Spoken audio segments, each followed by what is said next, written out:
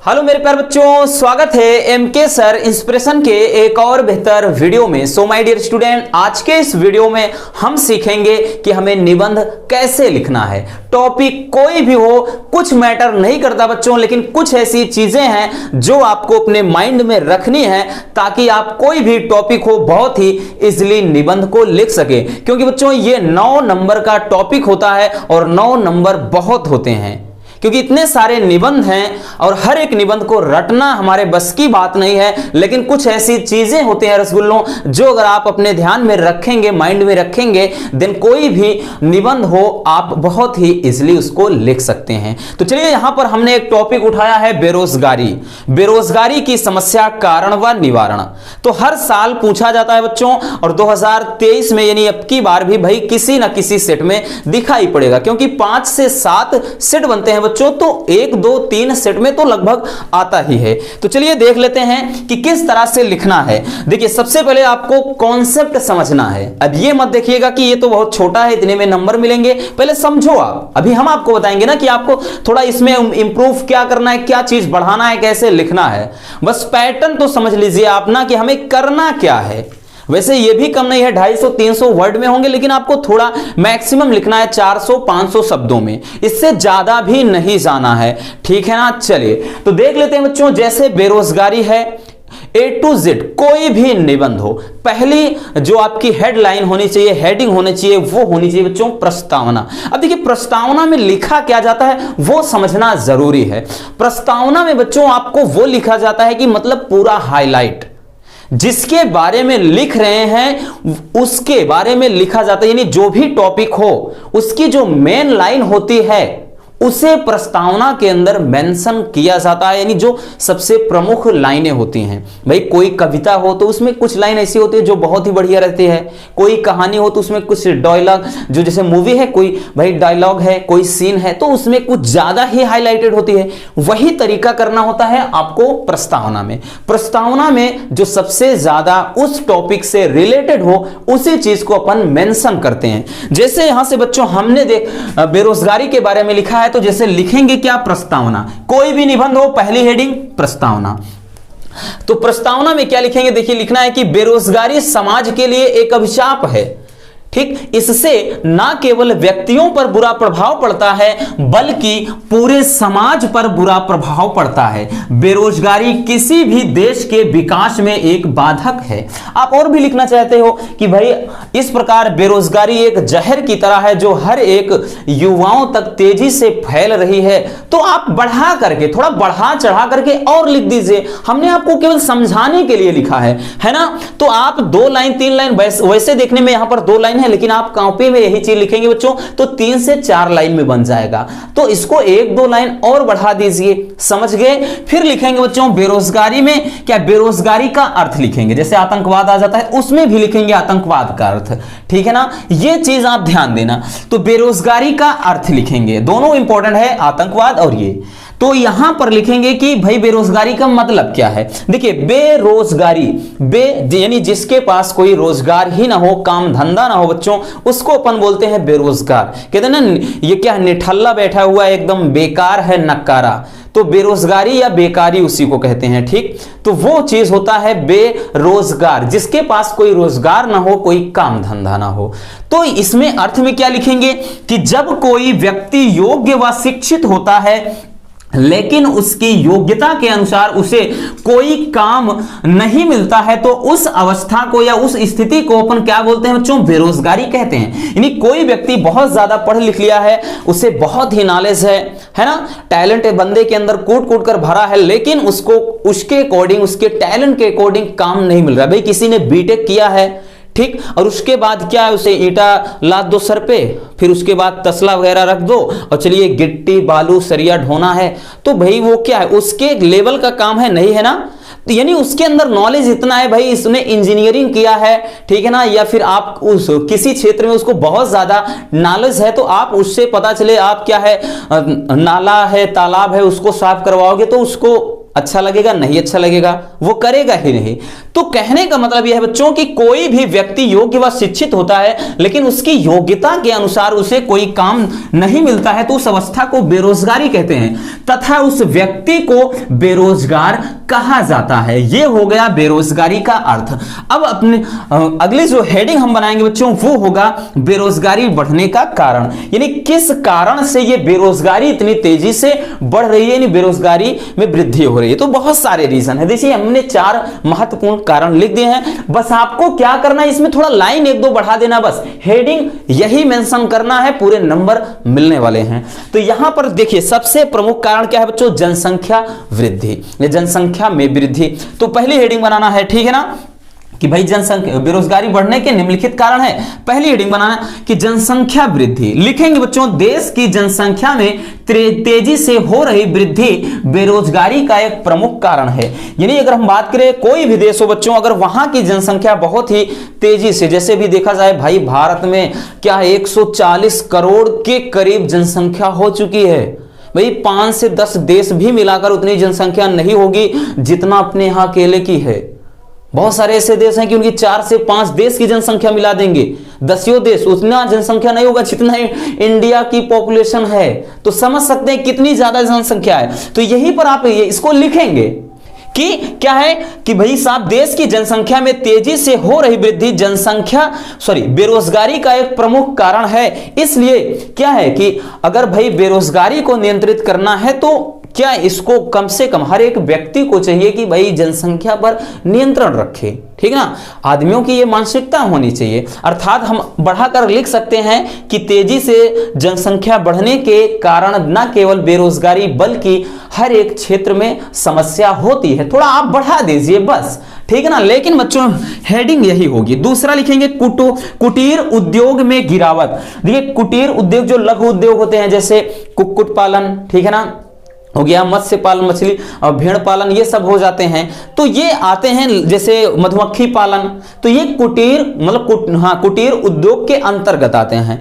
तो देखा होगा आपने मतलब पिछले कुछ सालों से लगातार कुटीर उद्योग धीरे धीरे कम हो रहे हैं। आपके आसपास भी ऐसे बहुत से उद्योग रहे होंगे जो अब लगभग बंद हो चुके हैं। तो इसमें क्या लिखेंगे बच्चों, हम लिख देंगे, ध्यान से समझना, कि कुटीर उद्योग में दिन प्रतिदिन काफी गिरावट हो रही है जिसके कारण कारीगर क्या है बेरोजगार हो रहे हैं। जरूरी नहीं यही चीज पालन, और बहुत सारे काम, घर वगैरह, ये सारी चीजें कि लगभग इस उद्योग में, इसका उद्योग बहुत ही विस्तृत होता है तो बहुत सारे काम इसके अंतर्गत होते हैं बच्चों। जैसे इन कुटीर उद्योग में गिरावट हो रही है तो गिरावट होने के कारण ऐसे लोग हैं भाई जिनको काम धंधा नहीं मिल पाता है, जो इधर उधर भटकते रहते हैं। इस कारण और दिन प्रतिदिन बेरोजगारी बढ़ रही है। आप इसको ऐसे थोड़ा बढ़ा करके अपने शब्दों में लिखने का प्रयास करेंगे, ठीक है ना। उसके बाद हेडिंग बनाइए मौसमी व्यवसाय। मौसमी बोले तो सीजनल, जो सीजन के अकॉर्डिंग, जैसे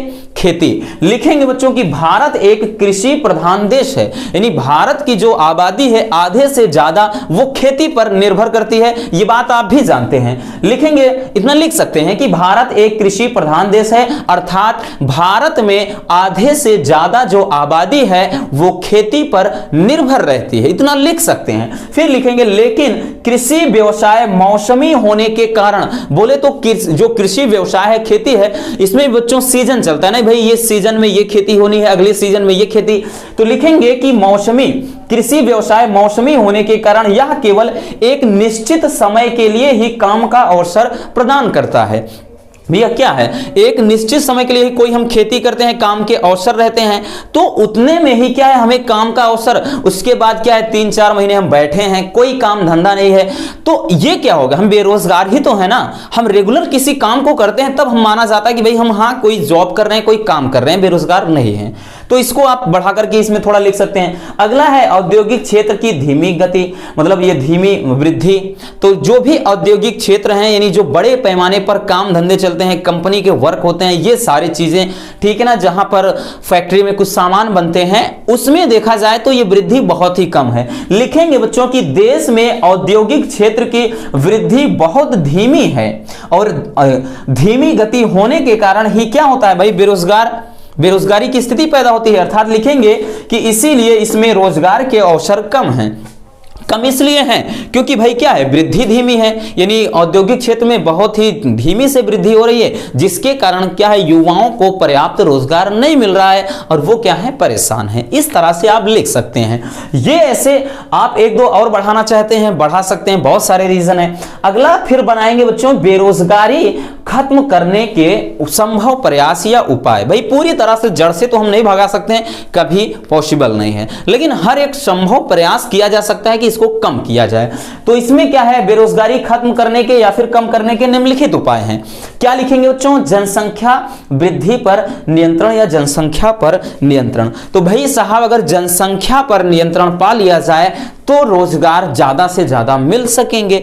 तो सबसे प्रमुख कारण में तो रसगुल्लों यही हो गया कि जनसंख्या वृद्धि है ना, तो लिखेंगे इसमें कि बेरोजगारी पर नियंत्रण पाने के लिए जनसंख्या पर नियंत्रण लगाना अति आवश्यक है।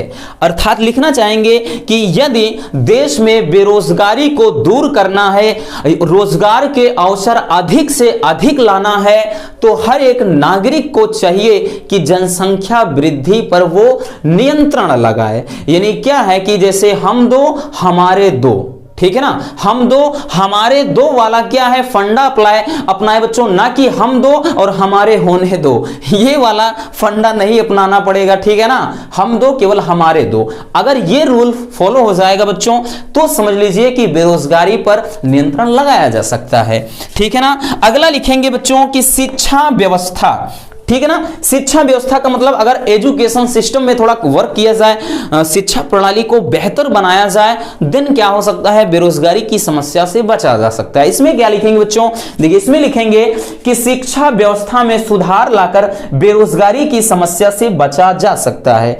यानी अगर बेरोजगारी को दूर करना है तो जितना हो सके उतना ज्यादा युवाओं को शिक्षित किया जाए, यानी बच्चों को उचित शिक्षा उपलब्ध कराई जाए। थोड़ा बढ़ा चढ़ाकर आप एक दो लाइन और लिख सकते हैं। हमने बताया ना कि भाई रास्ता तो मिल गया है और मंजिल भी ढूंढ लेंगे, तो रास्ता मिल जाएगा तो मंजिल तो ढूंढ ही लोगे रसगुल्लों। इसलिए आप हेडिंग बना लिए तो उसमें कुछ भी भर दीजिए, भाई इतना तो कॉमन सेंस होना चाहिए।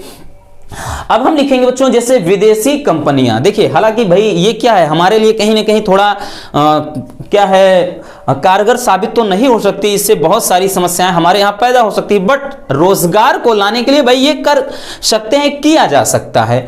अब यहां पर विदेशी कंपनियों में लिखेंगे कि रोजगार के अधिक अवसर प्रदान करने के लिए फिर क्या है, भारत सरकार को, ठीक है ना, या सरकार को विदेशी कंपनियों को खोलने का प्रोत्साहन देना होगा। यानी अगर अपने यहां रोजगार थोड़ा बढ़ाना है बच्चों तो क्या है, सरकार को चाहिए भाई, सरकार ऐसा कदम उठाए कि जो बाहर की कंपनियां हैं उनको क्या है, उनको खोलने की अनुमति दी जाए, वो कंपनियां यहां पर लगा सकें और उनसे क्या है, हाथ मिला लिया जाए, ताकि धीरे धीरे अपने यहां रोजगार की बढ़ोतरी हो जाए। देखिए ये उपाय हैं, अब हो या ना हो वो हमें नहीं देखना, लेकिन इतना किया जा सकता है।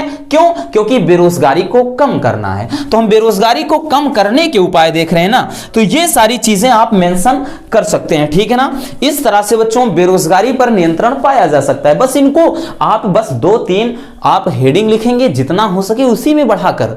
जब आप समझ जाएंगे कि भाई मेरा 2 पेज जा रहा है, वहां पर बोर्ड कॉपी बड़ी बड़ी होती है, समझ जाएंगे मेरा 2 पेज 2.5 पेज जा रहा है, बस कहानी खत्म, वहीं पर टाटा बाय बाय कर दीजिए, कुछ मत लिखिए। अब उपसंहार में देखिए क्या लिखना है आपको, यहां पर हमने केवल एक ही लाइन लिखा है क्योंकि बच्चों यहां पर जगह नहीं थी, लेकिन आपको क्या लिखना है वो चीज ध्यान दीजिए। पहले देखिए कैसे लिखेंगे, भाई आपको इस तैयार करना है, यही तो लिखेंगे कि देश में बेरोजगारी की समस्या लंबे समय से है, हालांकि सरकार ने रोजगार के कई कार्यक्रम शुरू किए हैं, लेकिन बच्चों पूरी तरह से हर युवाओं तक यह नहीं पहुंच सका है और बेरोजगारी से बचने के लिए सामूहिक प्रयास करना होगा।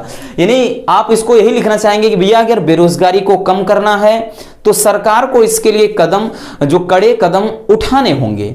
हालांकि सरकार ने क्या है, नए मतलब बहुत सारे ऐसे नए कार्यक्रम शुरू किए हैं, रोजगार के अवसर प्रदान कर रहे हैं। लिखेंगे कि इसमें बहुत सारी वैकेंसीज यानी बहुत सारी नौकरियां निकल रही हैं, लेकिन बच्चों ये सुविधा हर एक मतलब युवाओं के पास नहीं पहुंच पा रही है। इसलिए अगर बेरोजगारी को भगाना है, बेरोजगारी को दूर करना है, तो इस देश को, देश के हर एक नागरिक को और सरकार को मिल करके सामूहिक प्रयास करना होगा ताकि किसी भी क्षेत्र में वृद्धि की जा सके और रोजगार के अवसर ज्यादा से ज्यादा उपलब्ध कराए जा सकें। तो ऐसे आप इसको बना करके रसगुल्लों लिख सकते हैं और बहुत ही सिंपल तरीके से आपको 9 नंबर मिल जाएंगे। तो इस तरह से बच्चों आपको लिखना है। चलिए पहले इसको आप स्क्रीनशॉट कर लीजिए।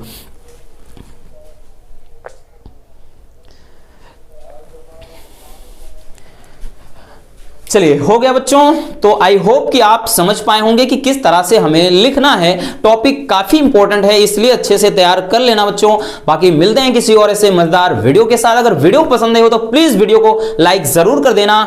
Love you, bye bye, take care. और हाँ, ईश्वर से दुआ करते हैं कि मेरे सारे प्यारे रसगुल्ले एकदम जम करके एग्जाम में एकदम फोड़ डालो, बढ़िया तरीके से नंबर लाओ, यही हमारी शुभकामनाएं हैं।